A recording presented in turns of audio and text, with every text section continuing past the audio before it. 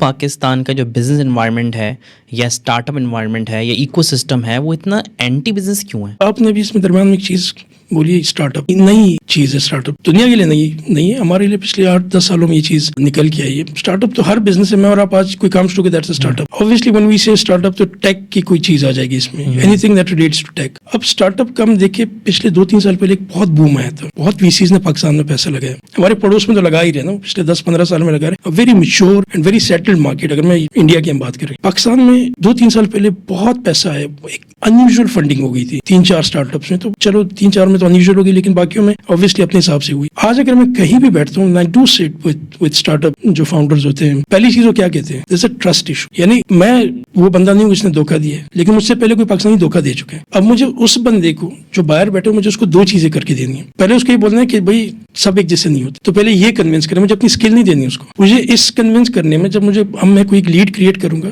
اس lead میں کسی اور ملک میں بیٹھا ہوں تو میں ڈائریکٹ اسکل بیچوں گا.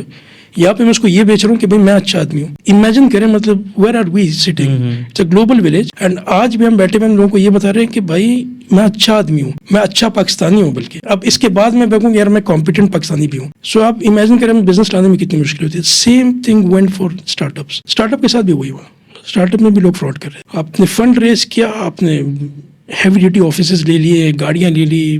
آپ کو جو فاؤنڈرز ہیں وہ آپ کو وداؤٹ ڈوئنگ اینی تھنگ، آپ اپنے بزنس نہیں کیا، آپ ایک آئیڈیا لے کے آئے ہوئے تھے. بزنس آپ نے اس کے بعد کرنا ہے. Y would you give yourself all these luxury cars and everything؟ کیا ارن کیا آپ نے؟ صرف فنڈ ریز کیا. تو فنڈ ریز اس نے آپ کی شکل پہ نہیں کیا تھا، اس نے آپ کے آئیڈیا پہ کیا. تو اس آئیڈیا کو تھوڑا سا میچور ہونے دو، پیسہ ادھر لگا لو نا. یو نو کہ کیا کیا اسٹارٹ اپ کے فاؤنڈرز نے. Let's not name them.